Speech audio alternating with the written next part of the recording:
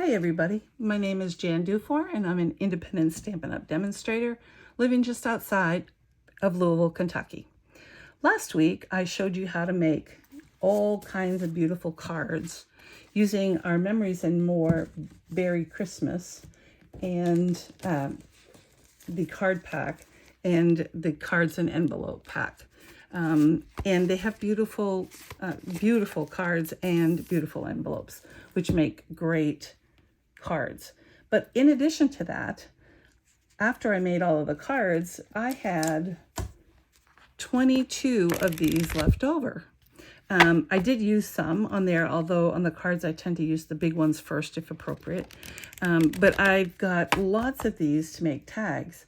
It also has 4 sticker sheets, 2 different kinds, and I used a few, but these would be great on the tags as well.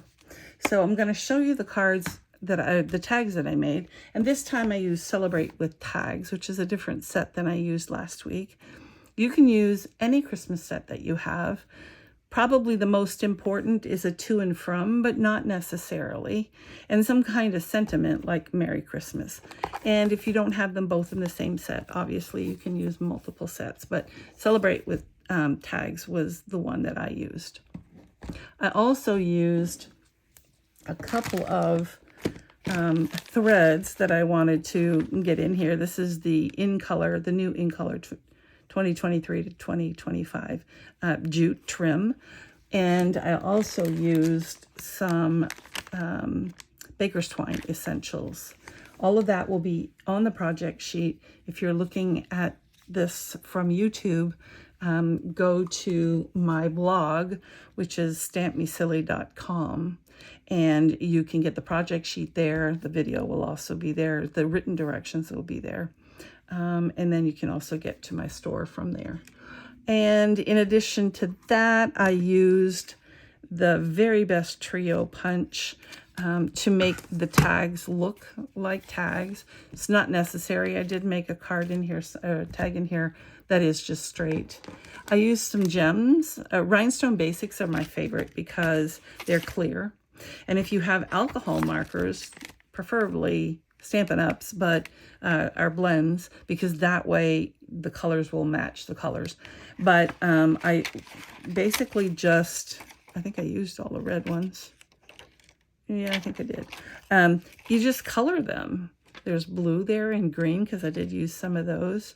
And the clear obviously always works. So I love the basic gems. They come in very handy. And then the colors that I used, again, this is all on the project sheet, are Cherry Cobbler, Night of Navy, and Mossy Meadow. I also had a trick that I want to show you when I use a lot of templates for various reasons. This is my template. What I did was I cut out the size that I wanted for all of these tags, and because the cards themselves are 3 by 4, if you're using the smaller ones, obviously the bigger ones are bigger, but 3 by 4. So I cut out the tag and made it 4 1/4 by 3 1/4. And by doing that, you can make 6 with 1 sheet of 8.5 by 11 cardstock. So I made a jig out of white, the same size. I measured it. You could do it by folding. I actually measured it, and I measured this because I wanted some in landscape. And then just punched a hole. And as you can see, I misaligned one of my punches when I was using it, but that's okay. It still works great. And then made one for this way so that as I was making them, once I cut out, so I cut out this section, and then I didn't have to cut this one.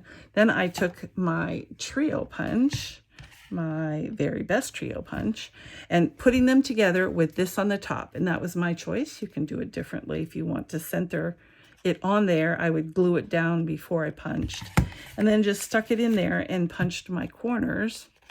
And then I tied this longer piece I did not tie a knot. If you want to hang it from something, you would want to tie a knot. I like to leave mine open so that when I tie it on a package, then I can go around one of the ribbons or whatever. But it's just a simple to and from with a little dangly. I used a smaller thread just to tie that on there. I like dangly things from my tags. So this one, so that's how I used that. I lined it up literally. Actually, I did it from the back. Did this and punched through both layers. And then I always have it in the center, and I'm not trying to eyeball it the whole time. If you like eyeballing, then definitely do eyeballing, because I understand that as well. Here I put a few gems on it just to make it sparkly to and from. And this is just one of the cards that, will I find one like that? And then you have to turn them over because, oh yeah, I see some. Because, of course, this is the card.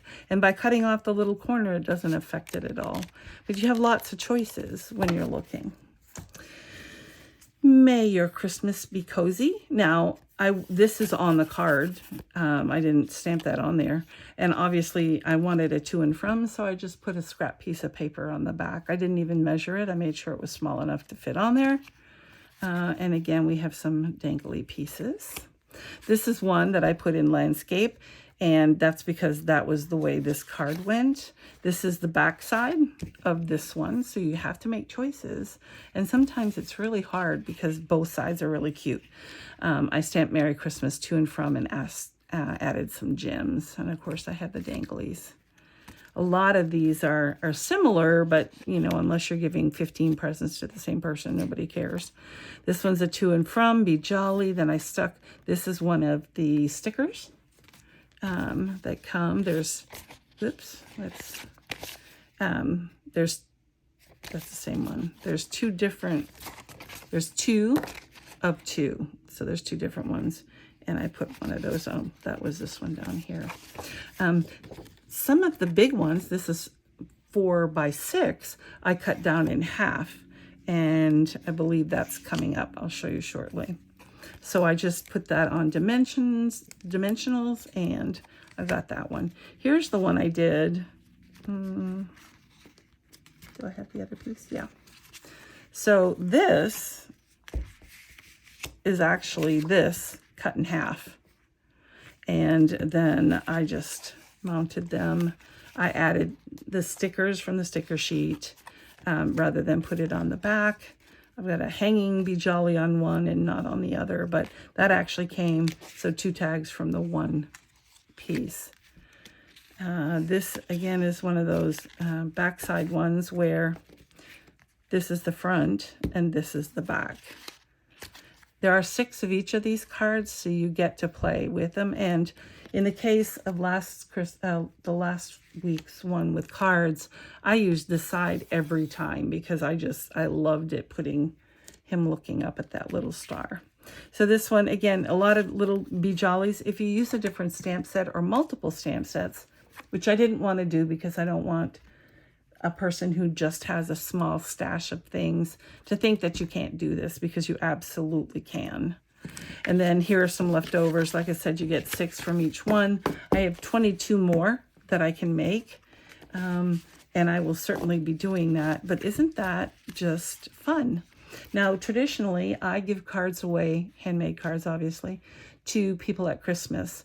I've given them a box, and I've had dividers with, you know, thank yous and thinking of yous and birthdays and that whole thing. And I set that up one Christmas, and they have that box permanently. And every year I just give them a bunch of cards to put in there. But on Thanksgiving, I usually bring them a packet of Christmas cards and a packet of tags. And I do that because I don't know about you, but I usually need a Christmas present for some gift or group of women that are getting together, and it's usually at the beginning of December, and I don't have all of my decorations out, so I never have my Christmas stuff ready when I need it. So this makes it convenient. I hope you enjoyed this. I hope you see the value that you can get. I think in Christmas cards, it came out to 87 cents a piece to make 20, and 57 if you made 40. And then that includes, or the tags are free, if you will, because that's left over. These I can use on the next 20 cards and or tags, whichever I want. And the reason I bought the paper was if I run out and still have cards, I can grab some of that. The other things that I used, I think I've already shown you. If you have any questions, please email me or leave a comment down below on YouTube or comment on my blog site, Stamp Me Silly, jandufour@yahoo.com, or order directly jandufour.stampinup.net. Thanks. Bye.